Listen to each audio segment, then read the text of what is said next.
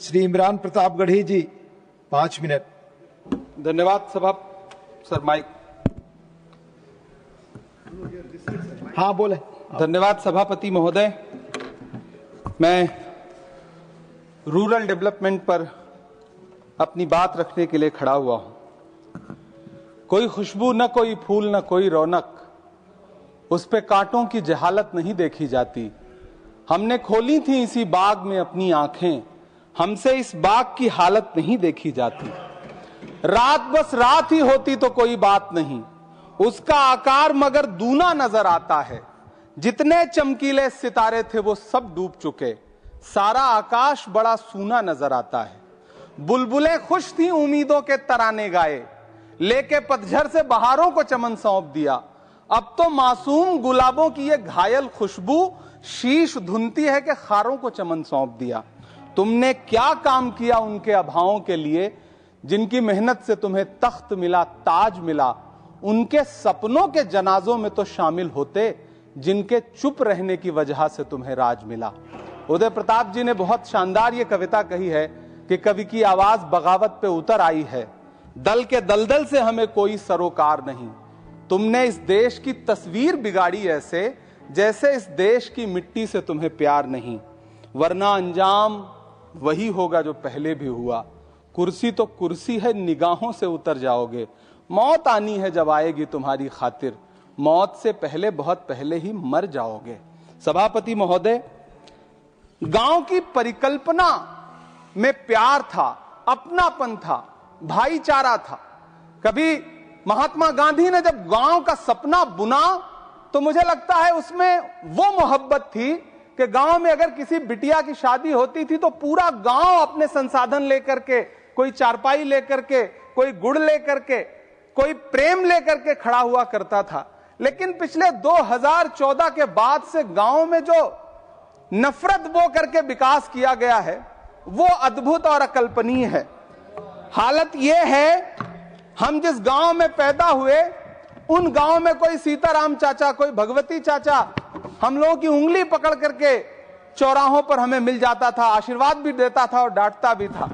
लेकिन मौजूदा स्थिति यह हो गई है कि गांव में चाय, जो गुड़ की चाय बना करती थी, उसकी चकल्लस में जो चर्चा होती थी, उसमें जब से चाय में चर्चा वाली राजनीति घुसी है, उसने पूरे गांव का माहौल ऐसा कर दिया कि आप अब एक दूसरे से प्रेम से बैठ के बात भी नहीं कर सकते।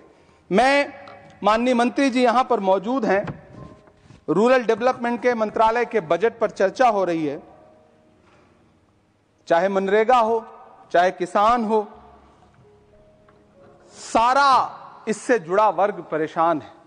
मजदूरों की स्थिति ऐसी है कि आप मनरेगा को प्रोत्साहित करने के बजाय मनरेगा को समाप्त करने की कोशिशों में लगे हुए। सच बात यह है कि राज्यों पर भार डाल करके आप मनरेगा खत्म कर देना चाहते हैं और उसके लिए आपने नाम लिया है कि आप उसका नाम बदल करके बीग्राम जी करके उसके पीछे आप इसको छुपा लेंगे। गांवों में सड़कों की स्थिति खस्ता हाल है, चाहे उत्तर प्रदेश हो, चाहे मध्य प्रदेश हो, चाहे गुजरात हो, चाहे राजस्थान हो।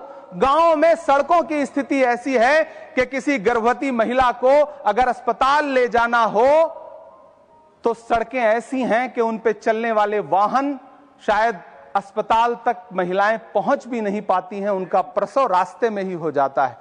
महोदय, गांव में हालत यह है कि किसान आपके सामने सरकार के सामने लगातार अपनी मांगे लेकर के खड़ा रहा, लेकिन इस सरकार ने दिल्ली के रास्ते की तरफ कूच करने वाले किसानों की राह में फूल नहीं बिछाए बल्कि कीलें बिछाई। 750 से ज्यादा किसान शहीद हुए।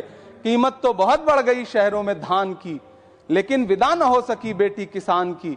मौका मिला तो लोगों ने कुर्सी के वास्ते तस्वीर ही बिगाड़ दी हिंदुस्तान की। सभापति महोदय, इस सरकार में बातें तो बड़ी बड़ी रही।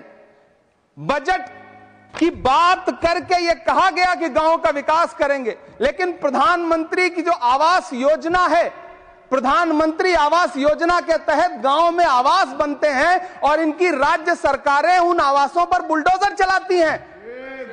ऐसे कई मामले अलग अलग राज्यों में देश के सामने हैं। आप कहेंगे तो मैं पटल पर रख दूंगा, अभी हां पटल पर रख दूंगा, ऑथेंटिकेट कर दूंगा। महोदय, जब पीएम आवास योजना के तहत बनने वाले घरों पर बुलडोजर चलेंगे तो आप गांव के कौन से विकास की परिकल्पना कर रहे हैं? गांव को तो आपने भगवान भरोसे छोड़ दिया है। गांव में रहने वाला किसान अपनी मेहनत से अगर अन्न उपजा रहा है तो आप उसकी एमएसपी भी नहीं दे पा रहे हैं, आप उसको सहायता नहीं दे पा रहे हैं, बल्कि धन्ना सेठों की सरकार बना के रख दिया है आपने।